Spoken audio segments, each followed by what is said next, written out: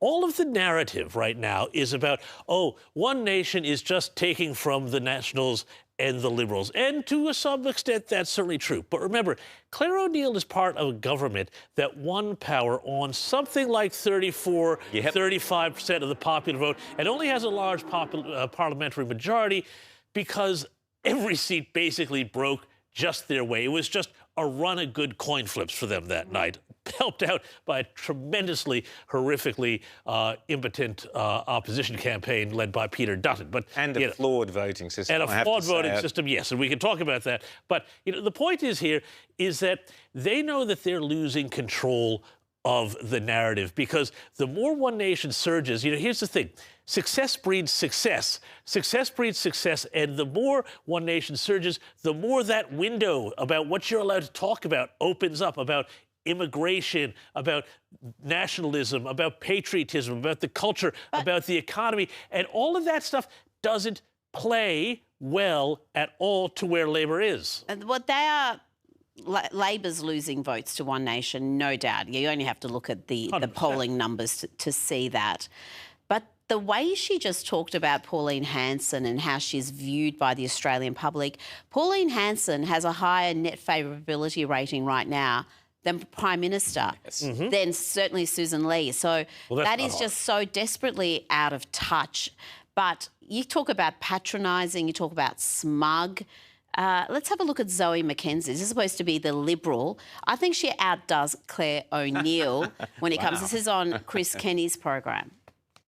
She was asked directly whether she would join a coalition government with the Liberals and the Nationals, and she said certainly. That means One Nation ministers in your government. Would you be happy with that? At this point, no, I would not, because they're a single-issue party. I have no idea how they would vote in relation to important things like taxes, in relation to corporations law, in relation to... OK, that's not...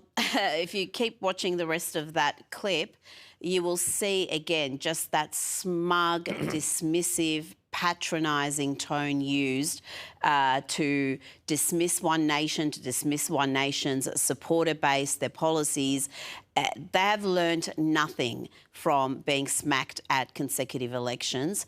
And sadly, I've got to say, the likes of Zoe McKenzie, Susan Lee, represent everything that's wrong with the modern Liberal Party. 100%. They are almost... And can I just say, we've seen... Sorry, James, we've seen this movie played before in Britain.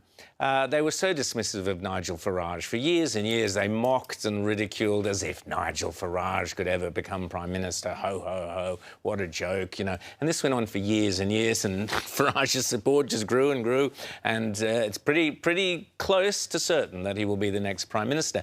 But what you've had with Pauline Hanson is the public know her, they've seen her, nothing's changed. And for Zoe McKenzie to sit there and say, oh, there's no policies, no policies, I'm sorry, there's a raft of policies that we've already heard about cutting immigration, about cutting the NDIS, about getting rid of scrapping, pulling out of Paris. There's some very, very attractive policies there, Zoe McKenzie. I wait to hear what Liberal policies are there out there. Any other than joining the Labor Party in trashing our freedoms and trashing our free speech?